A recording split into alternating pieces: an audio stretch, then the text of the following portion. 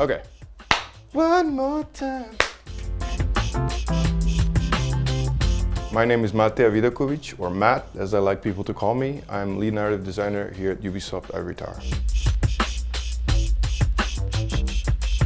As a lead narrative designer, I lead a team of narrative designers, and we try to implement story and narrative throughout a game, from high-level conceptualization to implementation, meaning dialogue, lore, everything within the game that tells a story.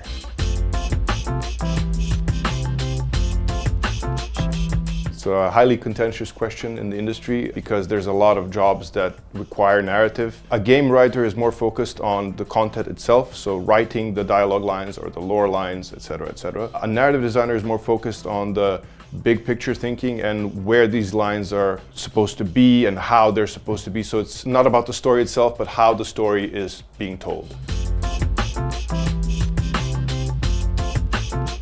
For me, it's actually an exciting challenge to write narrative for a racing game because you have very few opportunities to tell a story, and the story that you can tell, you have to use non-conventional means to say it. So you have to coordinate really well with the level designers, with the programmers, with the art design, to see what are the ways you can tell the story in a game that's not narratively focused. Usually when the narrative is good, people will just identify that the game feels good, and when the narrative is bad, they won't really understand why it's bad, and that's why this job is kind of tricky, but I think that's exciting.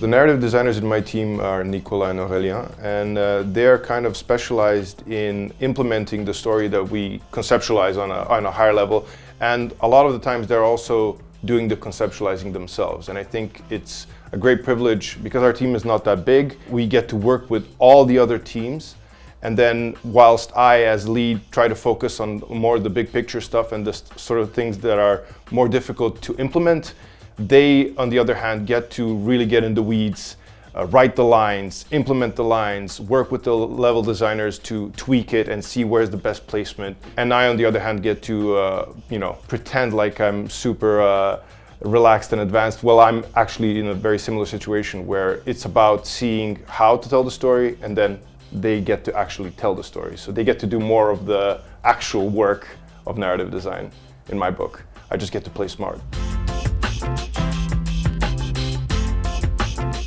So it's a bit of a trick question because we work with everyone, and it's kind of like the name of the game when you're a narrative designer. It's kind of arrogant to say narrative is everywhere, but it really is. Like chess has narrative, and the conventional understanding that narrative is just pages of text or dialogue or lore is reductive. So because of this, and because especially if it's a genre like this one, like I said before, where it's not really easy to tell the narrative, we have to work with everyone, from level design to art, to programming, marketing, everyone. That's one of the difficulties and advantages of the job.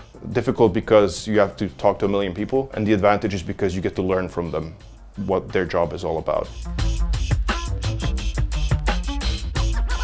The easiest question ever, what makes a good narrative? It's like the point of my job. But I think a good narrative is invisible. A good narrative, unless the game is specifically focused on narrative, which we are not doing. A game that has narrative that you just feel, you don't perceive, is the best kind of game. So a bad narrative, people are gonna say the vibes are off.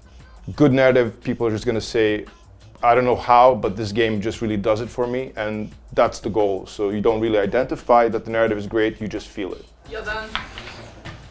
Merci, merci. Thanks, guys.